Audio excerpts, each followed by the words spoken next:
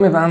E bentornati sul mio canale. Come sempre, prima di iniziare il video vi ricordo di iscrivervi qui sotto al mio canale YouTube, di attivare anche la campanellina così sarete sempre aggiornati su tutte le prossime novità. E mi raccomando, iscrivetevi perché so che molti di voi guardano i miei video ma non sono iscritti al canale. E quindi cosa succede? Che vi perdete tutti gli argomenti, quindi è importantissimo iscriversi al canale qui sotto. Molto bene, oggi parliamo un pochino di SFL. Vediamo un po' sto supporto, formazione, lavoro, perché mi dite sempre che non parlo mai di questo argomento, c'è molta confusione, così in questa parte del video vediamo un pochino come stanno le cose. Come sempre, carta e penna, calendario, prendete il calendario e segnatevi alcune date, perché i giorni importanti da segnarsi sul calendario per i pagamenti dei percettori di SFL sono 2. Ma prima ascoltate quello che devo dirvi. Qui sotto nella descrizione del video vi lascio il collegamento al sito internet, al mio sito internet. Oppure, se vi viene più comodo, potete andare anche nella home page, quindi nella pagina principale del mio canale, sotto il mio nome trovate un collegamento. Ecco, da lì potete cliccare per accedere al mio sito internet. Come vedete dal sito internet potete fare tantissime cose, tra cui parlare con me, offrire un caffè se avete voglia, e poi ho aggiunto una sezione dedicata a eBay dove trovate le felpe originali che ho utilizzato all'interno dei video. Però affrettatevi perché ce ne sono una per modello, quindi ce ne sono pochissime. Bene, vediamo ora le date di pagamento. Primo, metà mese per chi riceve per la prima volta il pagamento e ha fatto domanda dopo il 10 del mese precedente. Secondo, fine mese per chi ha fatto domanda per la prima volta entro il 10 del mese corrente e per chi ha un pagamento successivo al primo.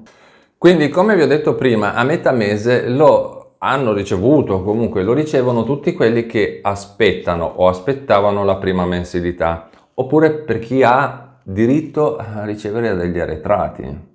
Altra cosa importante che mi state chiedendo in questi giorni è questa qua.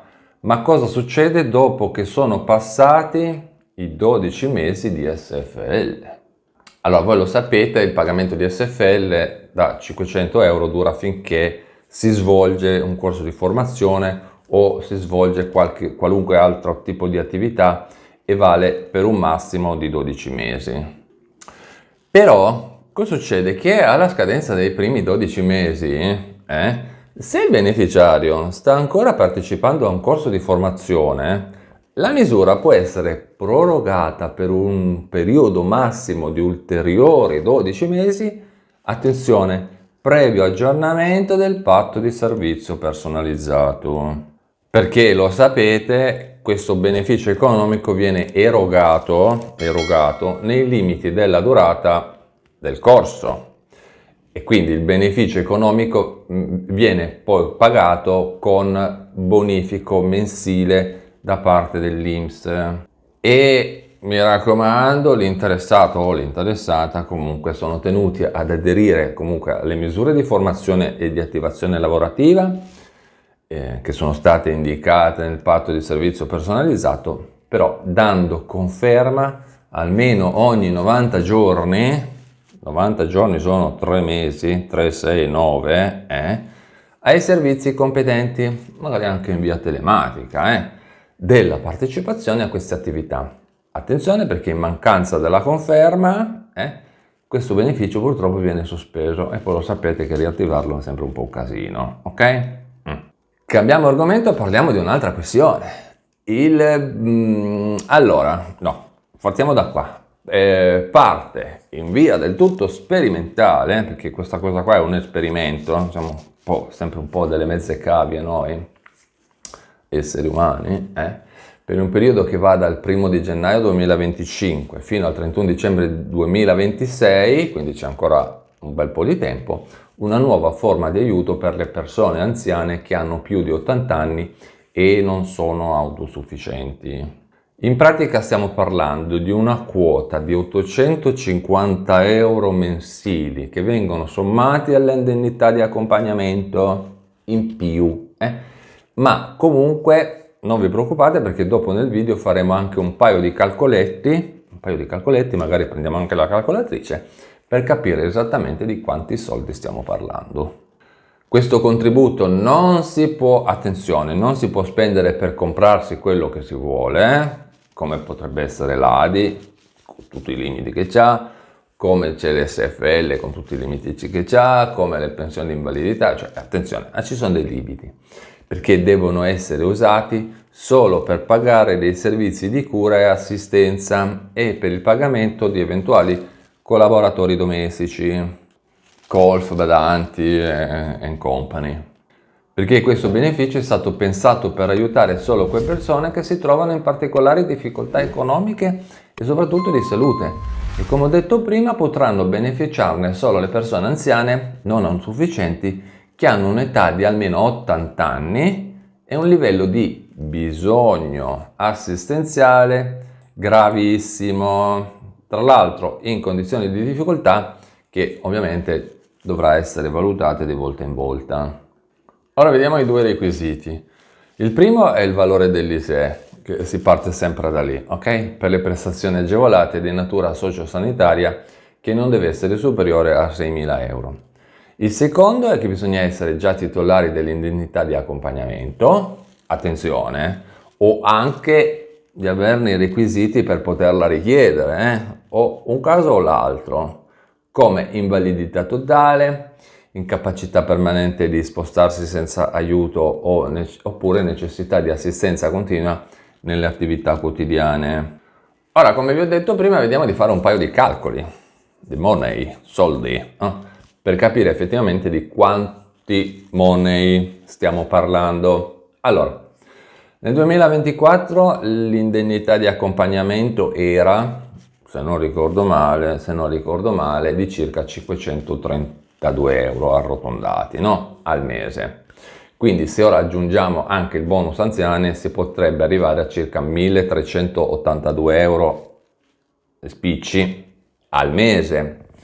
E allora come fare domanda per poter ottenere questo bonus e quando scade? Allora, dal 2 di gennaio 2025 potete richiedere questo bonus anziani esclusivamente online sul sito internet dell'INPS, oppure patronati, CAF, consulenti fiscali, sito internet, INPS, centralino telefonico dell'INPS, eccetera, eccetera.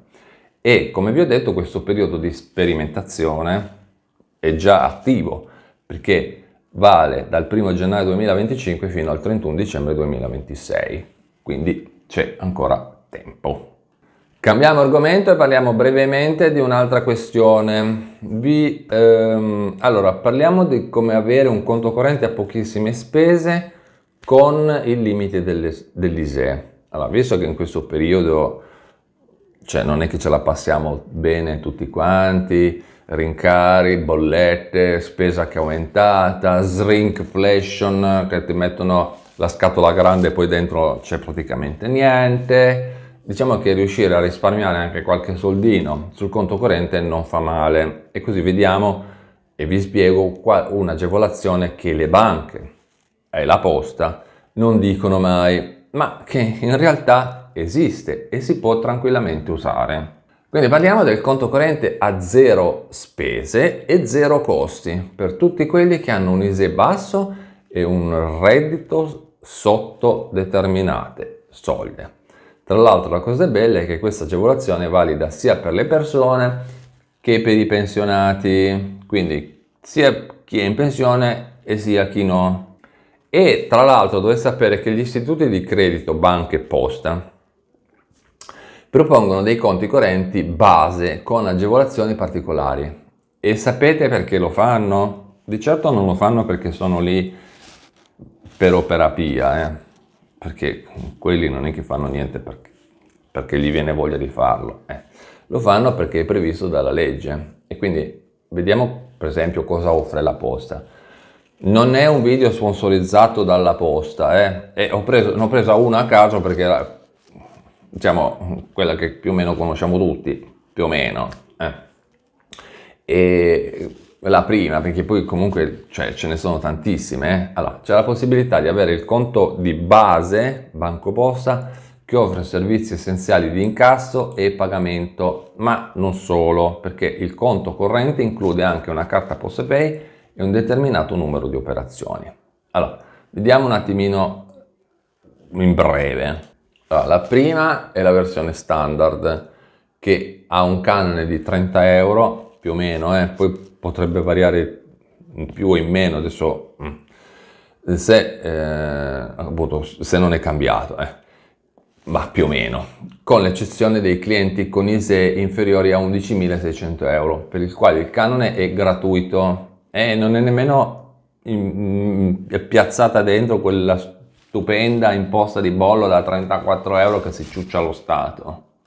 E la seconda è la versione per i pensionati, che è rivolta a titolari di pensioni fino a un importo lordo annuo di 18.000 euro. E anche qua c'è un canone gratuito, un canone annuale gratuito e con alcune tipologie di servizi e un numero però fisso di operazioni. Tutti quelli che vogliono aprire questi conti correnti ovviamente devono avere un ISEE, informarsi presso banca o posta e chiedere di poter aprire questi conti agevolati con ISEE bassi. Ovviamente c'è della documentazione da compilare, moduli da scrivere, firmare di qua, firmare di là, insomma, solite cose che già conosciamo, attestare di avere i requisiti, però ovviamente non vi posso lasciare tutti i documenti perché sennò dovrei lasciare i documenti di tutte le banche d'Italia e allora sarebbe impossibile. Sappiate che esiste, se avete una banca chiamate e chiedeteglielo, e se quella banca non lo fa provate a guardarvi un po' in giro.